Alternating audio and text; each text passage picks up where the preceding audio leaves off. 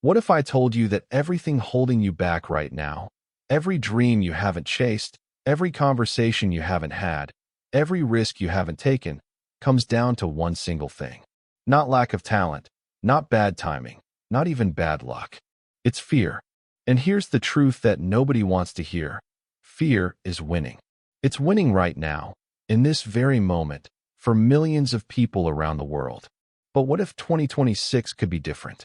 What if this could be the year you finally break free? Look, I'm not going to stand here and tell you that fear is just an illusion or that you can simply think positive thoughts and watch it disappear. That's nonsense. Fear is real. It's hardwired into your brain, and it kept your ancestors alive when they were running from predators. But here's what's changed. We're not running from lions anymore.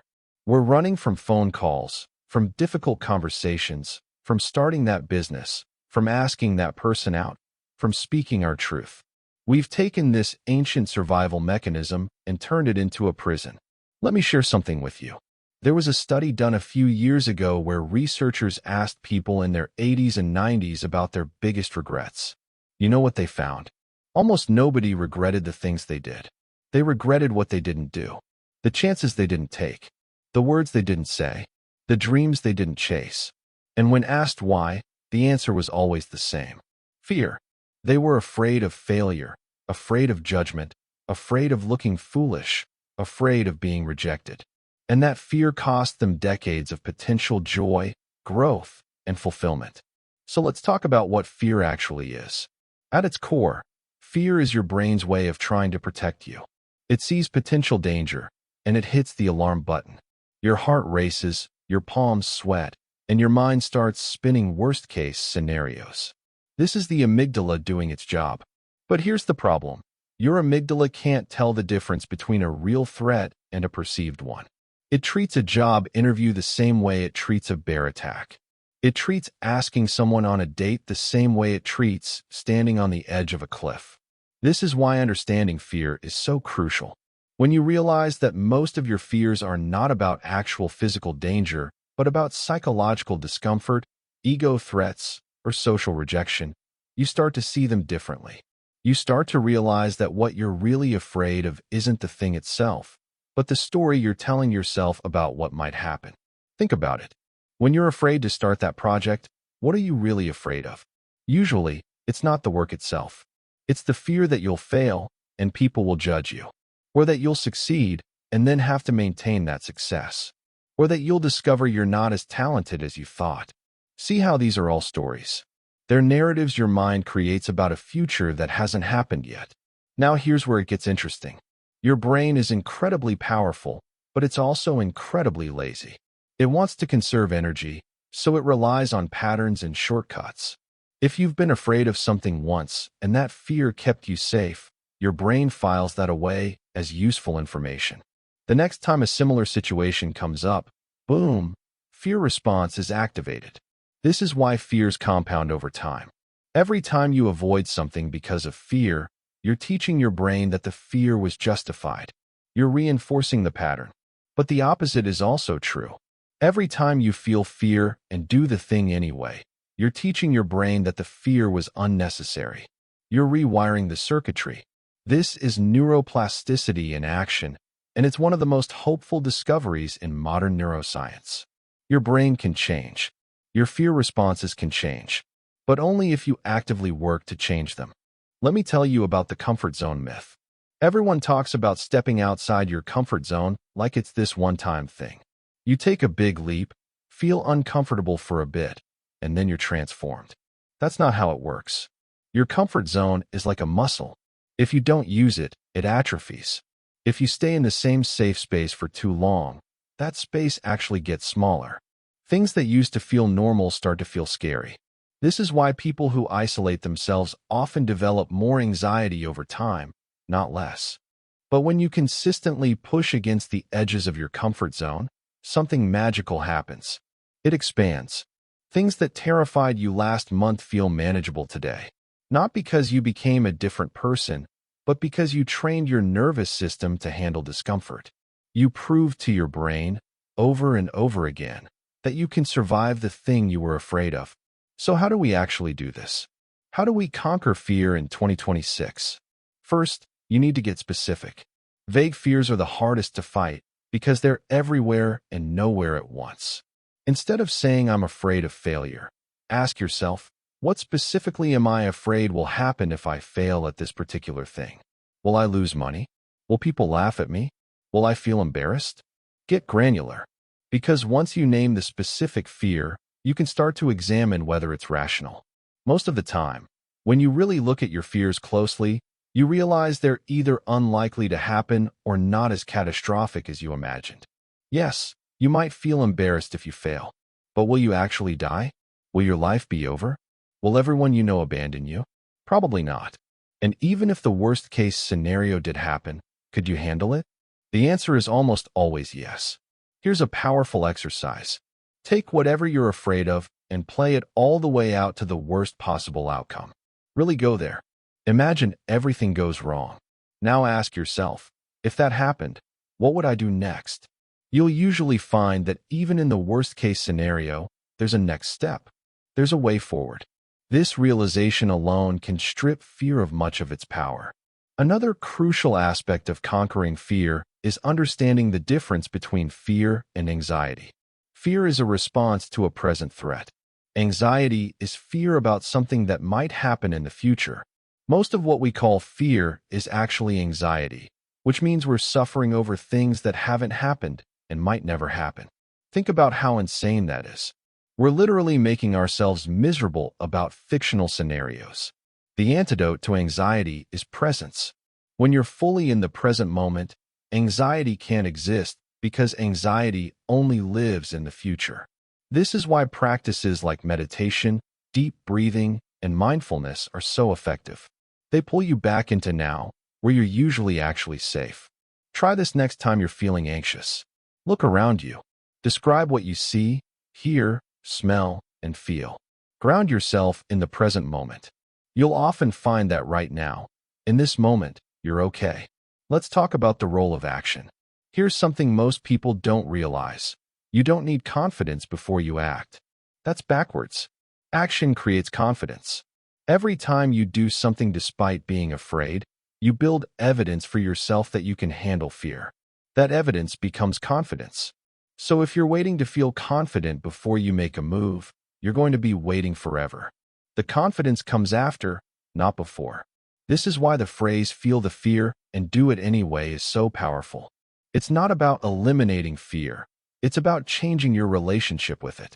Instead of seeing fear as a stop sign, start seeing it as a sign that you're on the edge of growth. If something scares you, that usually means it matters to you. It means you're about to do something that could change your life. But let's be real, some fears are harder than others. There are everyday fears, like speaking up in a meeting or trying something new. Then there are the deep ones, the fears that touch our core identity. Fear of being unlovable, fear of being inadequate, fear of being truly seen. These fears often stem from childhood experiences or past traumas, and they're not going to disappear overnight. For these deeper fears, you might need more than just willpower. You might need therapy, you might need support, you might need time. And that's okay. Conquering fear isn't about being fearless. It's about being willing to work with your fear, to understand where it comes from, and to gradually reduce its control over your life. It's a practice, not a destination. Here's something that might surprise you. Some of the most successful, accomplished people in the world still feel fear regularly. The difference is they've learned not to let that fear make their decisions for them. They feel it, they acknowledge it, and then they act anyway. This is courage, not the absence of fear, but action in the presence of fear. Think about the people you admire most. The ones who've built something, created something, changed something. Do you think they weren't afraid? Of course, they were afraid. They were terrified, but they did it anyway. And here's what they discovered. The anticipation of fear is almost always worse than the reality. We build things up in our minds. We catastrophize. We imagine all the terrible things that could happen. Then we do the thing and realize it wasn't that bad. Sometimes it's even good. This is the fear paradox. The more you avoid something, the scarier it becomes. The more you face something, the less scary it becomes. So every day you don't do the thing you're afraid of, you're making it harder to do tomorrow. But every day you do take action, even small action, you're making it easier for future you. Let me give you a practical framework. Start with small fears. Don't try to conquer your biggest, darkest fear on day one. That's like trying to run a marathon when you haven't jogged in years. Start small. Afraid of talking to strangers? Say hello to one person today.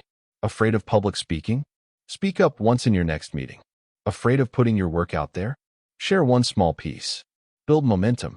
Collect evidence that you can do hard things. As you build that evidence, you'll notice something.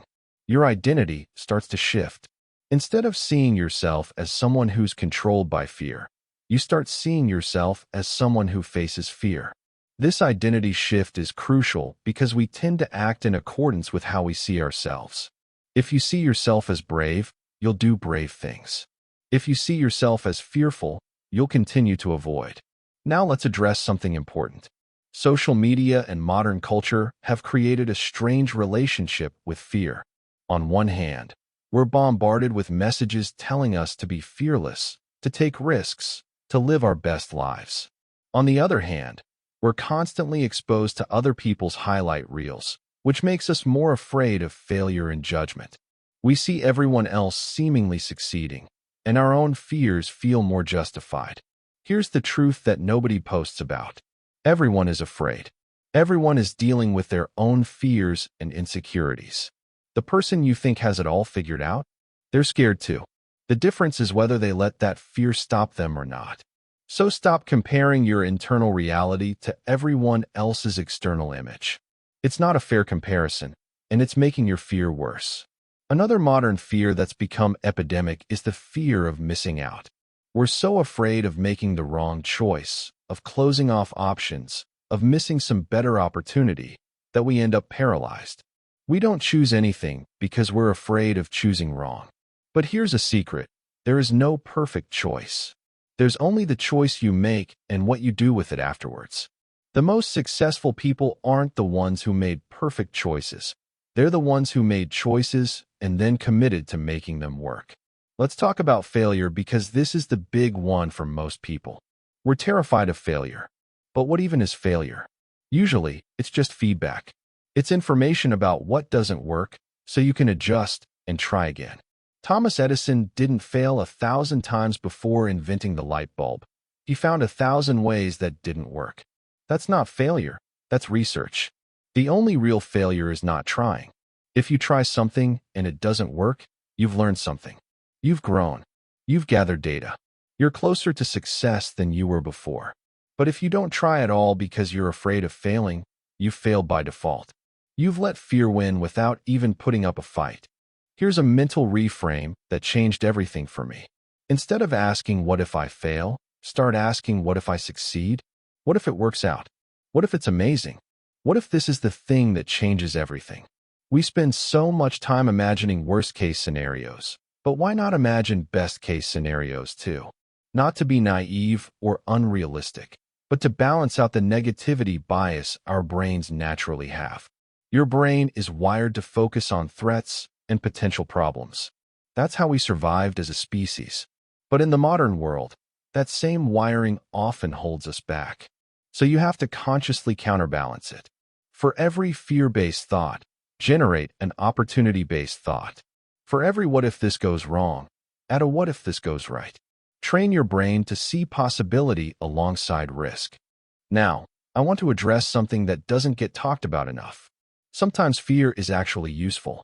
If you're afraid because something is genuinely dangerous or harmful, that's your intuition talking, and you should listen. The key is learning to distinguish between protective fear and limiting fear. Protective fear keeps you safe from real threats. Limiting fear keeps you small and prevents growth. How do you tell the difference? Ask yourself, is this fear based on actual danger, or is it based on discomfort, ego, or social anxiety? Is this fear protecting my body or protecting my comfort zone? Real danger deserves respect. Discomfort deserves courage. Let me share something about the relationship between fear and purpose. Often, the things we're most afraid of are connected to the things we care about most deeply. If you're afraid to share your art, it's because your art matters to you. If you're afraid to tell someone you love them, it's because that relationship matters. If you're afraid to start your business, it's because that vision matters. Fear points to what's important. So instead of running from your fears, follow them. They'll lead you to your purpose. This year, 2026, can be the year you change your relationship with fear. But it requires a decision. A real decision. Not just a wish or a hope, but a commitment to doing things differently. It means accepting that discomfort is part of growth.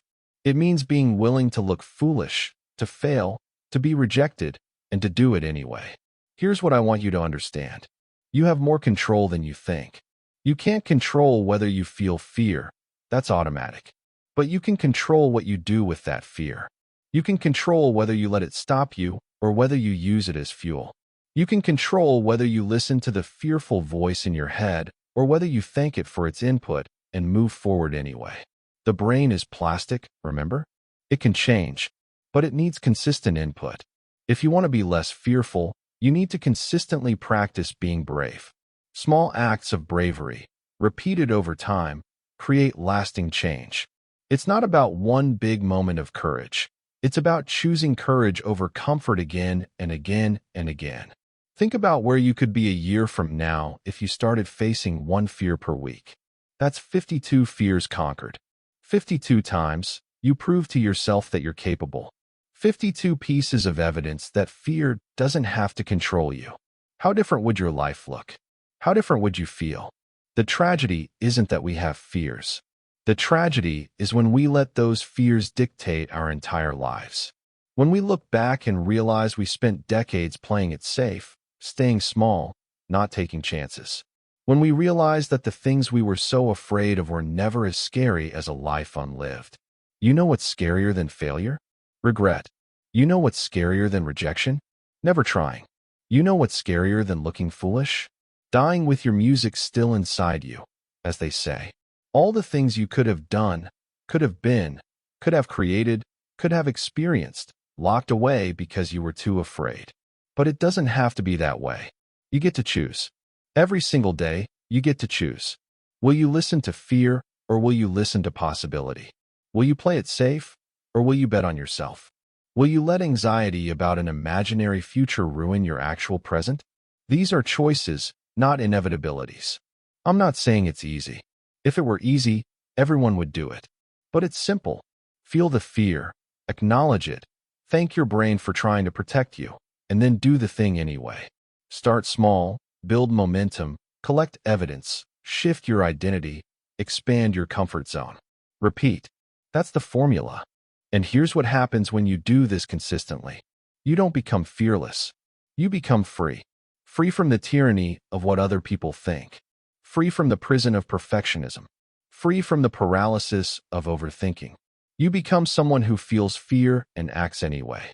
And that version of you can do anything. The world needs more people who are willing to face their fears, who are willing to try, to create, to speak up, to take chances, who are willing to be vulnerable, to be authentic, to be imperfect. Because that's where real connection happens. That's where real innovation happens. That's where real life happens. So here's my challenge to you. What's one fear you're going to face this week? Just one. What's one thing you've been avoiding because of fear that you're going to do anyway? It doesn't have to be huge. Small actions count. In fact, small actions repeated are how you build an entirely new life. Maybe it's having that difficult conversation you've been putting off. Maybe it's starting that project you've been thinking about for months. Maybe it's sharing something you created. Maybe it's setting a boundary. Maybe it's admitting you need help. Maybe it's applying for that job. Maybe it's going to that event alone. Maybe it's saying I love you first. Maybe it's saying no. Maybe it's saying yes. Whatever it is, I want you to feel the fear, acknowledge it, and do it anyway. Then I want you to notice what happens. Notice that you survived. Notice that it probably wasn't as bad as you imagined. Notice the sense of accomplishment you feel. Notice how you proved something to yourself. That's evidence. Collect it. And I want to hear from you. What fear are you going to conquer this week? Drop it in the comments below. Not just for me, but for you. There's something powerful about declaring your intention publicly. It makes it real. It creates accountability. And it might inspire someone else to face their fear, too. Remember, fear is not your enemy. It's a signal, it's information, it's your brain trying to help. But it doesn't get to be in charge. You're in charge. You get to decide whether fear is a stop sign or a mile marker. You get to decide whether it controls you or whether you work with it. The truth is, the life you want is on the other side of the things you're afraid of. The relationship you want requires vulnerability. The career you want requires risk. The person you want to become requires change. And all of those things feel scary, but they're also the path forward. So as we move through 2026, I want you to make this the year you stop letting fear win. Make this the year you do the scary things. Make this the year you bet on yourself. Make this the year you prove to yourself what you're actually capable of. Because you're capable of so much more than you think. You really are. Your fear is valid, but it's not the truth. It's just one voice in your head, and you don't have to let it be the loudest one. You can choose to listen to the voice of possibility, the voice of courage, the voice that says, "What if this is amazing?" That voice is there too. It's quieter, but it's there. And it's telling you the truth. So what's it going to be? Are you going to let 2026 be another year where fear calls the shots? Or are you going to take back control? Are you going to play it safe and stay stuck? Or are you going to feel the fear and do it anyway? The choice is yours. It always has been. And if you found this helpful, if this resonated with you, if this gave you even a tiny bit of courage to face something you've been avoiding, do me a favor. Hit that like button. It helps more people find this message. And subscribe to the channel because we're going to keep having these conversations. We're going to keep exploring what it means to live fully, authentically, courageously. And I want you to be part of that journey. Your future self is watching you right now. What do you want them to see? Someone who played it safe? Or someone brave? Make them proud. Face your fear. Do the thing. Prove to yourself what you already know deep down. You're capable of more than you think. Now go show yourself what that looks like.